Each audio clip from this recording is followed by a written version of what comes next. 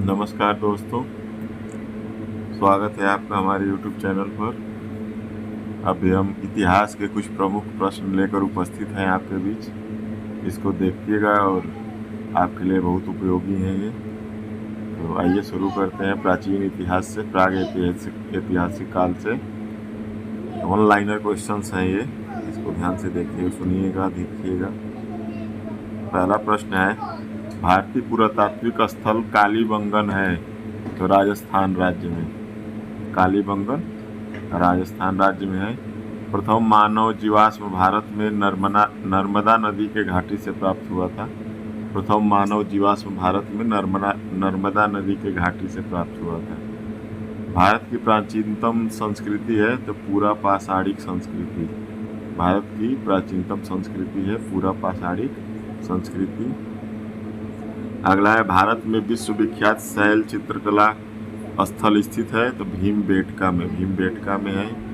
प्रथम मनके का निर्माण प्राप्त होता है तो पाटने से। चिरांदपुर स्थल पर प्राचीनतम नवपाषाणिक संस्कृति के अवशेष मिले हैं।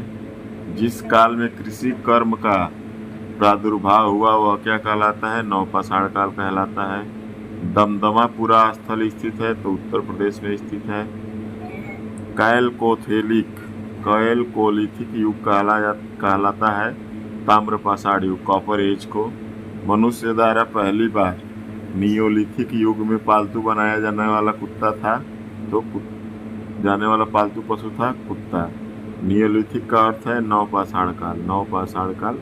पाषाण युग में काटने के लिए सामान्यतः प्रयुक्त उपकरण को क्या कहा जाता था? तो गड़ासा। अगला है हमारा सैंधव सभ्यता, सिंधु घाटी की सभ्यता। सिंधु घाटी सभ्यता के प्रमुख नगर का नाम क्या है? तो लोथल। इस समय मोहनजोदड़ो है कहाँ? तो पाकिस्तान में। हड़प्पा का उत्खनन किया गया था तो 1921 ईस्वी में। हड़प्पा संस्कृति सैंधव संस्कृति के उपकरण निर्मित थे तो ताम्र यानी तांबा के। IIT खड़गपुर के अध्ययन दल की रिपोर्ट के अनुसार लगातार कितने वर्षों तक 9 के बराबर वर्षा का होना सिंधु घाटी सभ्यता का पतन का कारण था? तो 900 वर्षों तक लगातार वर्षा का न होना सिंधु सभ्यता के पतन का कारण था। सिंधु घाटी सभ्यता की सबसे महत्वपूर्ण विशेषता है तो नगर नियोजन, टाउन प्लानिंग। सिंधु घाटी सभ्यता की प्रकृति थी तो नगरीय प्रकृति थी। वह हड़प्पाकालीन स्थल जहां से हल का टेराकोटा प्राप्त हुआ है तो बनावली। हड़प्पा और मोहनजोदड़ो के उत्खनन से संबंधित है तो RD राखलदास बनर्जी, दयाराम साहनी, KN दीक्षित तथा MS वत्स। RD बनर्जी, RD मतलब राखलदास बनर्जी, दयाराम साहनी और KN दीक्षित तथा MS वत्स। सिंधु घाटी सभ्यता से संबंधित पुरातात्विक स्थल लोथल किस नदी के है? तो भोगवा नदी के। हड़प्पा में एक उन्नत जल प्रबंधन प्रणाली का पता चलता है तो धौलावीरा से। हड़प्पा में मिट्टी के बर्तनों पर सामान्यतः क्या उपयोग हुआ था? तो लाल रंग उपयोग हुआ था। अगला है हमारा, सिंधु सभ्यता के अंतर्गत क्या आती है? तो आदि ऐतिहासिक काल आता है। सिंधु घाटी के लोग थे शाकाहारी और मांसाहारी दोनों प्रकार के थे। चन्हूदड़ो हड़प्पा संस्कृति से संबंधित स्थल है जो स्थित है तो सिंध में। सैंधव सभ्यता का सबसे बड़ा स्नानागार मिला था तो मोहनजोदड़ो में। सैंधव लिपि की लेखन दिशा है तो दाहिने से बाएं। हड़प्पा के जिस स्थल में जलाशय के प्रमाण मिले हैं वो धौलावीरा है। सूती वस्त्र के साक्ष्य प्राप्त हुए हैं मोहनजोदड़ो से। हड़प्पा के लोग जिस धातु का उपयोग नहीं जानते थे तो लोहा का। हड़प्पा के निवासी किसके साथ व्यापारिक संबंध रखते थे? तो मेसोपोटामिया के साथ। सिंधु सभ्यता का प्राचीनतम बंदरगाह है तो लोथल। जुते हुए खेत का प्रमाण सिंधु सभ्यता के कालीबंगा स्थल से मिलता है। सिंधु घाटी की सभ्यता की अधिकतर मुहरें निर्मित हैं तो सेलखड़ी से। मेसोपोटामिया का अभिप्राय है दजला फरात नदियों के बीच की उपजाऊ धरती। सिंधु घाटी की सभ्यता का जो स्थल गुजरात में स्थित है तो लोथल। हड़प्पा स्थल स्थित है तो रावी नदी के तट पर। सिंधु घाटी सभ्यता के लोग पूजा करते थे तो पशुपति की। सैन्य सभ्यता के निवासियों द्वारा जिस धातु का प्रयोग सर्वाधिक किया गया वो क्या था? कांस्य था। अगला है हड़प्पा स्थित है, तो ये पाकिस्तान में स्थित है। हड़प्पा सभ्यता के औजार व हथियार अधिकतर बने होते थे ताम्र, टीन तथा कांस्य के। मोहनजोदड़ो की खोज आर.डी. बनर्जी ने कब की थी? तो 1922 में। सैंधव स्थल जो पंजाब में है तो हड़प्पा, रहमान डेरी, सराय खोला और जलीलपुर। मोहनजोदड़ो का शाब्दिक अर्थ है मृतकों का टीला। सिंधु घाटी की सभ्यता प्रसिद्ध है तो गेहूं की खेती के लिए। किसी की शुरुआत संभवतः हुई तो 7000 ईसा पूर्व के आसपास। अब वैदिक युग में आते हैं। वेदों में प्राचीनतम है, मोस्ट इम्पोर्टेंट सवाल, ऋग्वेद। पुरुषार्थ कितने हैं? तो ये 4 पुरुषार्थ हैं। गायत्री मंत्र पुस्तक में किसमें मिलता है? तो ऋग्वेद में। यज्ञ हेतु 7 प्रकार के पुरोहितों का वर्णन मिलता है तो ऋग्वेद में। वेदों की संख्या है तो 4। त्रयी का अभिप्राय है 3 वेद, ऋग्वेद, सामवेद और यजुर्वेद। प्रसिद्ध है 10 राजाओं का युद्ध लड़ा गया था तो परुष्णी नदी के तट पर। ऋग्वेद संहिता का 9वां मंडल पूर्णतः समर्पित है तो सोम और इस पेय पर नामांकित देवता को। ब्योगज कोई का महत्व इसलिए है कि वहाँ जो अभिलेख प्राप्त हुए उसमें वैदिक देवी एवं देवताओं का वर्णन मिलता है। अछूत की अवधारणा स्पष्ट रूप से उद्धत हुई धर्मशास्त्रों के समय में। एक वेद जो धार्मिक अनुष्ठान से संबंधित है तो ये यजुर्वेद है। वैदिक देवता नहीं था तो कार्तिकेय। जो वेद धार्मिक अनुष्ठानों की पद्धतियों का उल्लेख करता है उसे यजुर्वेद कहते हैं। गायत्री मंत्र की रचना किसने की थी? तो विश्वामित्र ने। संग्रहिता का अर्थ होता है कोषाध्यक्ष। प्राचीन भारत में पालागल था तो ये संदेश वाहक था पालागल।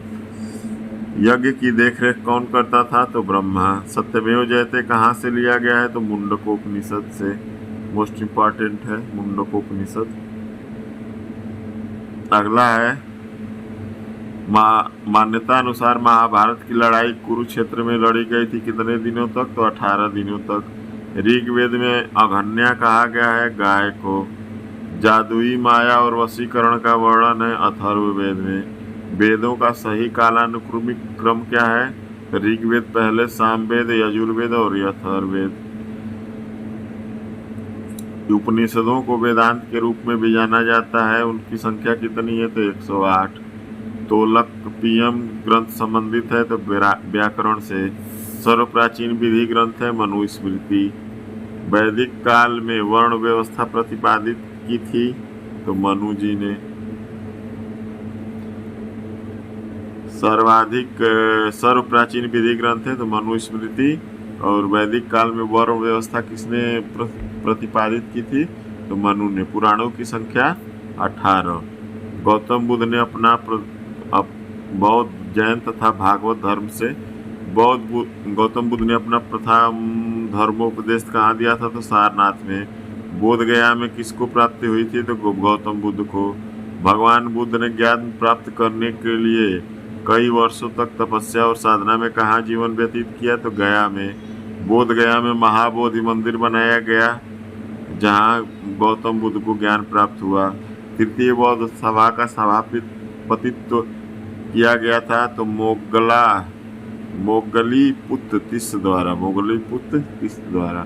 तृतीय बौद्ध संगीति कहाँ हुई थी? तो पाटलिपुत्र में। प्रथम बौद्ध महासभा आयोजित हुई थी तो राजगृह में।